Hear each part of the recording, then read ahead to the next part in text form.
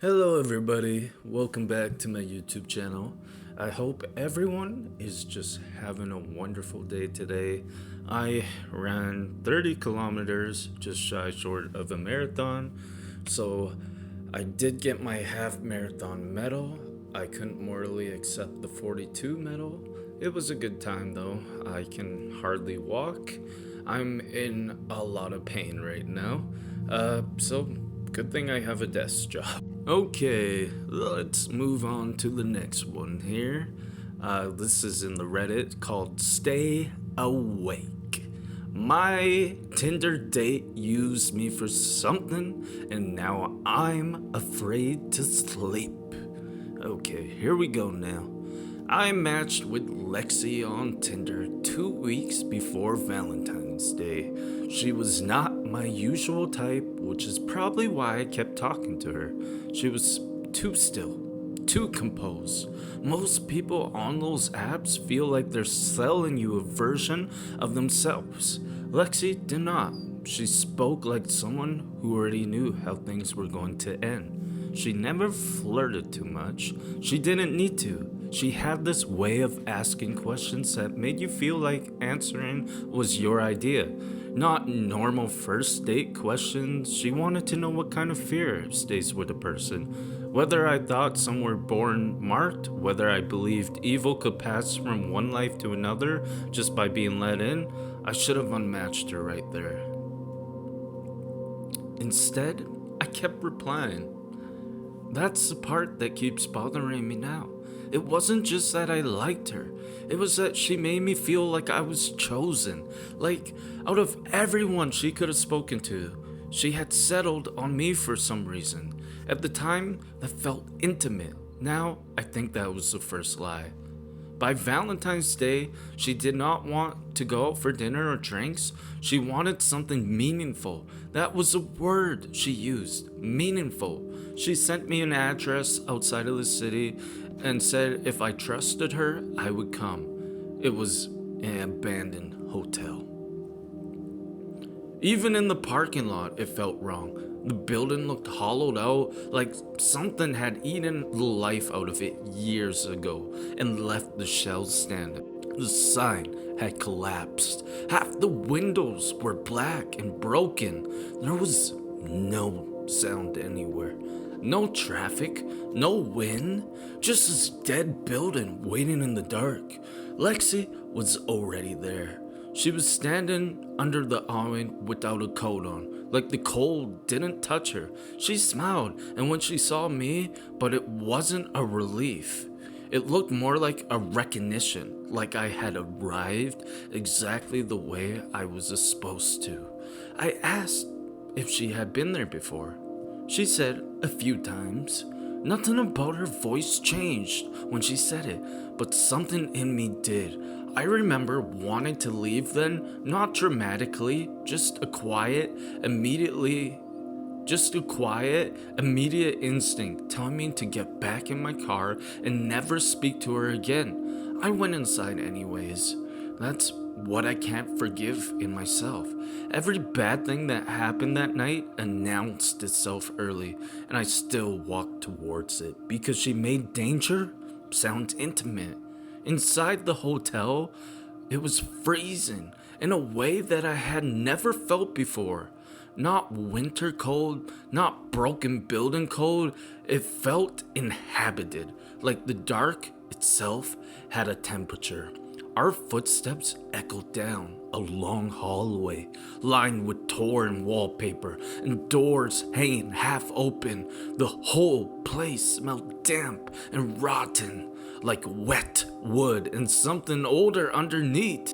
She led me into a large room down the hall where it might have used to hold weddings or parties. Candles were arranged in a circle on the floor, already lit. That was the moment everything shifted for me. Not because I suddenly believed in any ritual she was talking about, but because I understood she had prepared for this. This wasn't some idea she'd come up with on the drive over. She had brought me here to do exactly this. She handed me a piece of paper and a pen, and she said, "Write Your biggest fear, she said. I laughed, mostly because I was uncomfortable. Seriously? She did not smile. She just watched me. There was something in her expression I didn't recognize until much later. It wasn't excitement, it wasn't nerves, it was concentration. The look of someone waiting for a lock to turn. I should have left the paper on the floor and walked out. Instead, I wrote, I'm not going to say what I wrote. It was real, more real than I wanted it to be with someone I barely knew. Maybe that mattered. Maybe that was a part of it. Maybe whatever happened needed something honest to take hold. When I finished, she held out a lighter. Burn it, she said. The second the flame touched the paper, the room changed.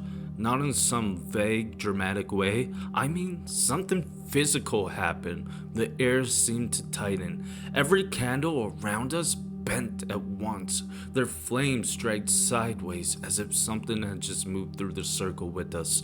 The temperatures dropped so fast my eyes watered, and Lexi stopped pretending. Her face went empty. Not emotionless, relieved. She looked past me towards the hallway and whispered, He's here. I turned around, and at first I saw nothing, just a dark doorway and the corridor behind it. And then I felt it. That's the closest I can get to explaining it before I saw anything. I felt that someone had entered the room and was standing just outside the reach of the candlelight. The kind of certainty that bypasses logic completely. The body knows before the mind does. I asked her who she met. She kept staring into the hallway. Then she said very softly, He's been following me since I was 15. I remember saying, What the frick are you talking about?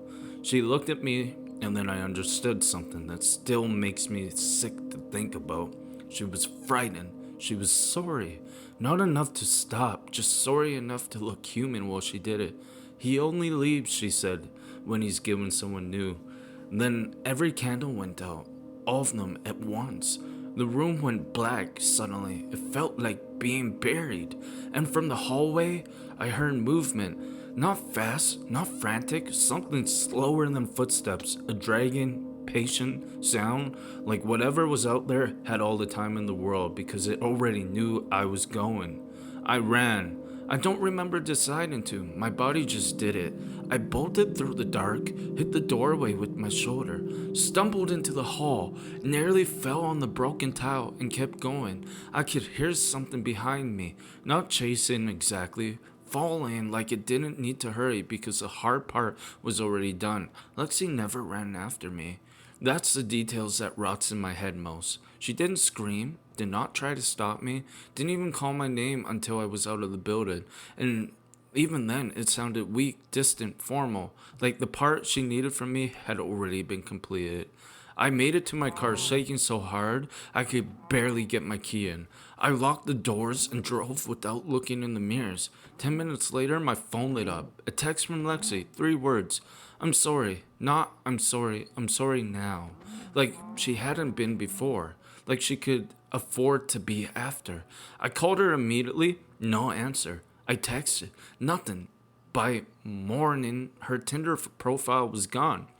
But the afternoon, her number was dead. For one full day, I told myself she was insane, that she had staged the whole thing to terrify me, that the cold, the candles, the hallway, my brain had done the rest. Then I woke up at 3:07 a.m. and saw someone standing in the corner of my room. Not a shadow, not sleep paralysis. I know the difference. I was awake enough to move, to sit up there, to reach for the lamp. It was standing between the closet and the wall, tall enough that its head seemed wrong for the height of the ceiling. I couldn't make out a face. That was worse somehow. It was just a darker piece of darkness, shaped like a person, completely still, like it had been watching me sleep for hours. When I turned on the lamp, it was gone. And the next night, it was black. If you like that, if you want to listen to part two, feel free to do so. It'll be on coming up soon.